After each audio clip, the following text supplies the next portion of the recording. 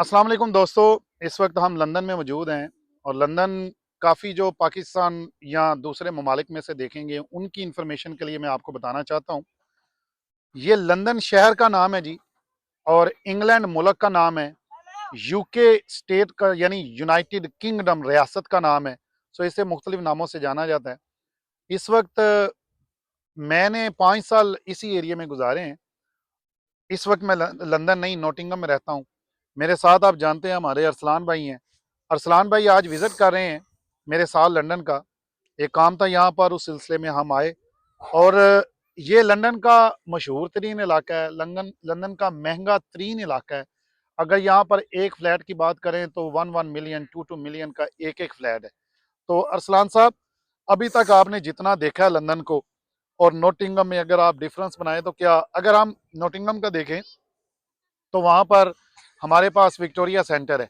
हम्म। अभी ये बिल्डिंग आपने देखी है, जी। क्या डिफरेंस देखा आपने, थोड़ा सा बताएंगे?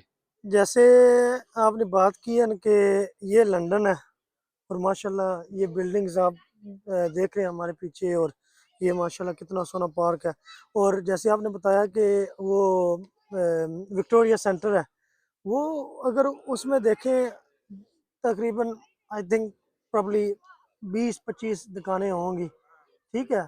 और वो इतना डेक इधर मैंने देखा ना तो मैं हैरान हो गया हूँ कि माशाल्लाह इन्होंने प्रॉपर बिल्डिंग नहीं बनाई है, और पता चलता है कि बंदा किधर आया है। हम्म। नॉटिंघम क्योंकि स्मॉल सिटी है, और बहुत बहुत डिफरेंस है इधर इधर से ना।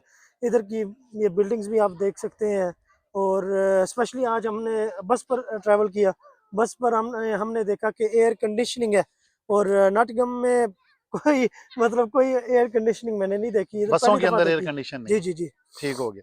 अच्छा ये बताएं, इस वक्त हम्म। मौसम बड़ा सुहाना है इधर, माशाल्लाह मज़े का बहुत मौसम है। बहुत खूब है। सारे लोग इंजॉय कर रहे हैं, हम भी इधर बैठे, अल्लाह का शुक्र है, हम्म। अल्हम्दुलिल्लाह। उसकी नेमतों का शुक्र अदा करते हुए लंदन का, नोटिंगम से लंदन में आए। सेंट्रल लंदन आज जैसे आपने आज एक्सप्लोर किया, इससे पहले नहीं फिरा, नहीं ऐसे ही नहीं है? नहीं, आज माशाल्लाह बहुत क्या अच्छा। डिफरेंस देखा आपने सेंट्रल लंदन में जो आप गए हो? सेंट्रल लंदन में जो कहते हैं ना, जब मुझे दोस्त या कोई बताता था कि लंदन, वाकई लंदन लंदन है। हैं? लंदन बिल्कुल लंदन है, लंदन की क्या बात थोड़ा है जी। जिहा अंडरग्राउंड का एक्सपीरियंस भी दसो। अंडरग्राउंड जनाब शुरू असा तो लैके एंड तक की देखा सारा असा अंदर? देखिया माशाल्लाह के अंडरग्राउंड है की चीज, ये भी अंडरग्राउंड दसना है ना। कोई ड्राइवर नहीं है जनाब। ट्रेन है प्रॉपर चलनी पई, कोई ड्राइवर नहीं है।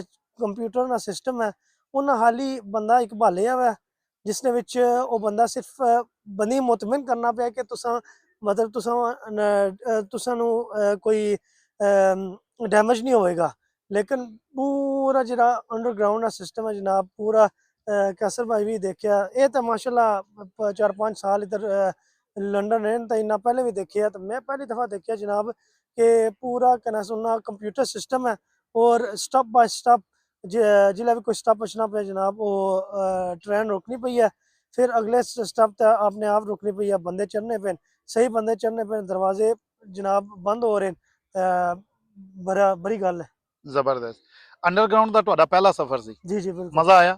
जनाब, बिल्कुल मजा आया। शोर अंदर काफी ਸੀ ਕਿ नहीं? शोर तो काफी है क्योंकि ट्रेन ਉਹ कहता ਇੱਕ कितने ਲੜਕੀ ने ਕੀ माइल्स पर ਕੀਤਾ, आवर। ਕੰਨਾਂ ਦੇ ਉਹ ਰੱਖੇ ਸੀ वो तो ਉਂਗਲ। कन्ना ते हाथों कैब तो परेशान हो गई सी बेचारी। ਤੇ ਹੋਰ ਮਤਲਬ ਹੈ ਸੇਫ ਵੈਸੇ ਕਿ ਨਹੀਂ, ਮਤਲਬ ਤੇਜ਼? बिल्कुल तेज जद बहुत है, तेज बहुत है ना। तेज बहुत है जनाब। ਜਦੋਂ ਤੁਸੀਂ ਥੱਲੇ ਜਾਂਦੇ ਹੋ दुनिया ही हो रही। दुनिया हो रहा है और तले जाने उन्हें इंटरनेट वगैरह फोन शून बंद, कोई फोन, सर्विस नहीं है। लेकिन कुछ स्टेशਨਾਂ ਤੇ ਆਣਾ ਸ਼ੁਰੂ ਹੋ ਗਿਆ ਜੀ, ਹੈ जी जी जी। ਇੰਜ ਹੀ है। अच्छा हुने किन्ना कुछ थल्ले वे, मतलब ਤੁਸੀਂ ਪਹਿਲੇ इलैक्ट्रॉनिक स्टेयर्स ਤੇ ਗਏ ਹੋ, पहले ਫੇਰ ਅੱਗੇ इलेक्ट्रॉनिक, गए हो। फिर एक फ्लोर है, फिर उस तो तकरीबन 2 फ्लोर ऐसा तले गए। ਇਹਦਾ मतलब है कि कम से कम 70 80 फुट थल्ले बिल्कुल 70-80 फुट। पहली ट्रेन चल रही है। बिल्कुल यस। फिर अगों अंदर ही ट्रेन स्टेशन बने ने, अंदर ट्रेन स्टेशन बने फिर बोर्ड इस तरह लगे जनाब जिस तरह एयरपोर्ट कोई होंगे। तुसी एयरपोर्ट ते इंटरनेशनल एयरपोर्ट ते सफर कर रहे हो। लाहौर का एयरपोर्ट एडा वड्डा नहीं जिदा लिवरपूल एक स्टेशन है। बिल्कुल इंज बिल्कुल ही है। सही गल है। सही हो गया। ते बस जेह्ड़ी वीडियो देखने पे ते अगर कोई हुक्मरान पाकिस्तान ने देखना पे शर्म खान शर्म खान जनाब। कि जे साडा मुल्क बड़ा सोहना है, ਤੁਸੀਂ ਸਾਰਾ ਪੈਸਾ ਲੁੱਟ ਕੇ ਇੱਥੇ ਲੈਂਦੇ ਹੋ ਤੇ ਮੁਲਕ ਸਾਡੇ ਜਿਹੜੇ ਦੋਸਤ ਨੇ ਉੱਥੇ अल्लाह माफ ਪਰੇਸ਼ਾਨ करे। ਹੋ ਰਹੇ ਨੇ। ਅੱਲਾਹ ਕਰੀਮ ਸਾਰਿਆਂ ਦਾ ਹਾਮੀ ਨਾਸਰ, आमीन। ਸਾਰਿਆਂ ਦੀ ਮਦਦ ਅੱਲਾਹ ਤਾਲਾ ਫਰਮਾਏ, ਔਰ ਸਾਰਿਆਂ आमीन। ਨੂੰ ਜਿਹਨੂੰ ਓਪਰਚ्युनिटी ਮਿਲਦੀ ਹੈ ਦੁਨੀਆ ਦੇ ਵਿੱਚ ਜ਼ਰੂਰ ਬਾਹਰ ਨਿਕਲੋ, ਲੇਕਿਨ ਸੇਫ ਨਿਕਲੋ, ਡੰਕੀ ਸ਼ੰਕੀ ਨਾ ਲਾਓ। ਉਹਦੇ ਵਿੱਚ ਜ਼ਿੰਦਗੀ ਦਾ ਖਤਰਾ ਹੈ। ਬਿਲਕੁਲ ਜ਼ਿੰਦਗੀ ਇੱਕ ਹੀ ਲੱਭਦੀ ਏ ਤੇ ਤੁਹਾਡੀ ਬੜੀ ਮਿਹਰਬਾਨੀ ਹੈ। ਇਹ ਚੀਜ਼ਾਂ ਸਾਰੀਆਂ ਸਹੂਲਤਾਂ ਤੁਹਾਨੂੰ ਜ਼ਰੂਰ ਮਿਲਣਗੀਆਂ। ਉਹਦੇ ਵਾਸਤੇ ਮਿਹਨਤ, ਅੱਲਾਹ ਕੋਲੋਂ ਮਦਦ ਮੰਗੋ, ਵਾਲਦੈਨ ਦੀ ਖਿਦਮਤ ਕਰੋ ਤੇ ਇਨਸ਼ਾਅੱਲਾ ਦੁਨੀਆ ਦੀ ਹਰ ਨੇਮਤ ਤੁਹਾਡੇ ਕਦਮਾਂ ਵਿੱਚ ਹੋਏਗੀ।